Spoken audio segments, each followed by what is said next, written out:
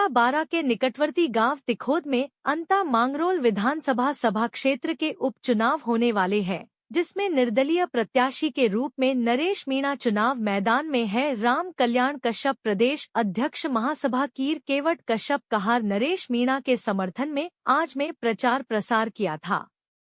नमस्कार, मैं राजस्थान से ब्रज बिहारी मीणा। सर, आपका नाम? मेरा नाम राम कल्याण कश्यप है और मैं छबड़ा विधानसभा क्षेत्र से हूँ। अभी आप कौन से गांव में हो भी? मैं अंता मांगरोल विधानसभा के मैं तिखोद गाँव में हूँ। अच्छा, तो अभी उपचुनाव हो रहा है अंता में, तो किसका प्रचार कर रहे हो सर आप? मैं भाई नरेश का प्रचार कर रहा हूँ। मैं नरेश का स्टार प्रचारक हूँ और मैं हर गांव में जा रहा हूँ। लगभग मैं खुद मेरी टीम के साथ में मैं 70 गांवों में जा चुका हूँ अभी तक। 70 गांव में हो चुके हैं अभी तक? हाँ, 70 गांवों में जा चुका हूँ। अच्छा, तो फिर क्या रेस्पॉन्स निकाला सर आपने? रेस्पॉन्स है, जिस प्रकार से आप सम्मान दे रहे हो, रेस्पॉन्स दे रहे हो, इस प्रकार का हर गाँव में हमें भरोसा मिल रहा है, सम्मान मिल रहा है, रेस्पॉन्स मिल रहा है।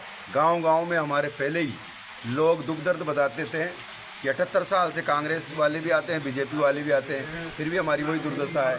यहाँ पर मुँह देखा चलती है, मुँह देख करके ये काम करते हैं। जैसे गरीब बस्ती के लोग हैं तो उनके लिए जन कल्याणकारी का कोई मतलब फ़ायदा ही नहीं मिला, और जो भी जमींदार है या बड़े व्यक्ति हैं उनके लिए सारे काम हो रहे हैं। तो एक राजनीतिक देशता सी देखने को मिल रही है साहब मुझे। अच्छा, तो क्या मुद्दा रहेगा सर? देखो, हम मुद्दे तो हमारे अनेक हैं। अगर ये गांव के लोग चुप हो जाए तो मुद्दे रख दूं मैं। मुद्दे तो हमारे अनेक हैं। सबसे जो ज्वलंत मुद्दा है, अभी देख लो, आप इधर मोबाइल करके बताओ कि इस अतिवृष्टि में तमाम क्षेत्र के किसानों की नहीं बल्कि राजस्थान के तमाम किसानों की फसलें नष्ट हो चुकी है जी। ये किसान के ऊपर एक प्राकृतिक आपदा है, और इससे मैं दुखी मन से कहना चाहता हूं कि जो वर्तमान में सरकारें बैठी है, त्वरित सर्वे करवा करके और किसानों का जो फसल बीमा क्लेम है जो वो दिया जाए। सरकारें हर साल दोनों फसलों का, हर किसान का, हर खेत का फसल बीमा प्रीमियम काटती है और बदले में सरकारें देती नहीं है। सरकारें केवल किसानों को गुमराह कर रही है। सरकारें किसानों के नाम पर सरकार का और किसान का पैसा इस फसल बीमा क्लेम के नाम पर अपने चहेते नेता जितने भी रिश्तेदार हैं उनको बांटने का काम कर रही है। फसल बीमा क्लेम की जो कंपनी, इंश्योरेंस कंपनियां हैं, ना उनका कोई टोल फ्री नंबर है, ना कोई हेड ऑफिस है। किसान जाए तो कहाँ जाए, मतलब अपने को रेवड़ी बांटने का काम चल रहा है। इस देश को लूटा जा रहा है। तो सबसे ज्वलंत मुद्दा हमारा फसल बीमा क्लेम है। दूसरा, जो डीएपी का कट्टा, यूरिया का कट्टा 50 किलो का हुआ करता था, वो 45 किलो का कर दिया है। वो 1200 का होता था, वो 1800 का कर दिया है। किसानों को जिन चीज़ों की ज़रूरत नहीं है उन पे बेफिजूल कंपनियों को फ़ायदा पहुंचाने के लिए सरकार की साठगांठ है और ज़बरदस्ती अटैचमेंट लगाया जा रहा है, जिसको किसान चाहते नहीं है। दूसरा मुद्दा ये।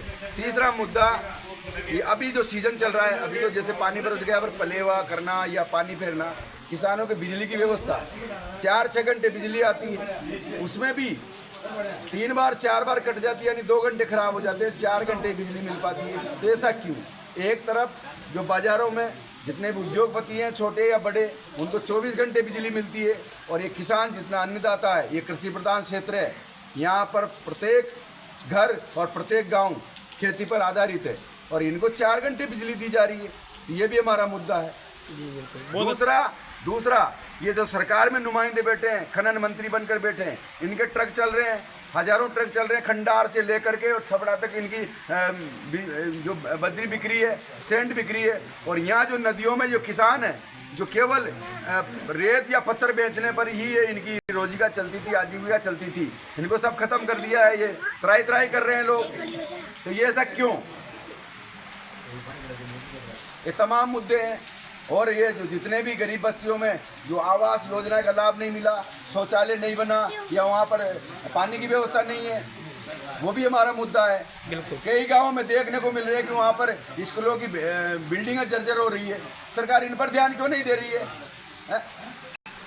हम तो ये चाहते हैं कि जिस प्रकार से पिपलोदी में जो घटना हुई है, ऐसी घटनाओं की पूरे भारत में पुनरावृत्ति ना हो, क्योंकि वो एक दिल दहलाने वाली घटना थी। ऐसे मासूम बच्चे थे उस घटना में। माता पिता ने पूरा भरोसा सरकार पे करके अपने बच्चों का भविष्य का निर्माण करने के लिए स्कूल में भेजा था। उनको क्या पता था कि हमारे बच्चे वापस ही नहीं आएंगे। और सरकारें मखौलबाजी कर रही है, गरीबों की मजाक बना रही है कि एक तराजू में बच्चे मरे बच्चे और एक तराजू में 5 बकरियां। मैं लानत भेजता हूँ इस मीडिया के माध्यम से, क्या सरकार में ऐसी सरकारें और ऐसे हुक्मरान होना चाहिए? मैं जनता से कहूँगा कि ऐसे हुक्मरानों को और एक ऐसी सरकारों को उखाड़ कर फेंक देना चाहिए। ये जनता का अधिकार ही नहीं बल्कि कर्तव्य बनता है। तो 2.5 साल के लिए हम भाई नरेश के लिए मैदान में है और मुझे भरोसा है कि इस बार तमाम युवा, तमाम किसान, तमाम कामगार, तमाम आदिवासी, तमाम SC ST माइनॉरिटी भाई नरेश को विधानसभा भेजेगी, ऐसा मेरा विश्वास है। नरेश भाई जिंदाबाद, नरेश भाई जिंदाबाद, जिंदाबाद, जिंदाबाद, जिंदाबाद।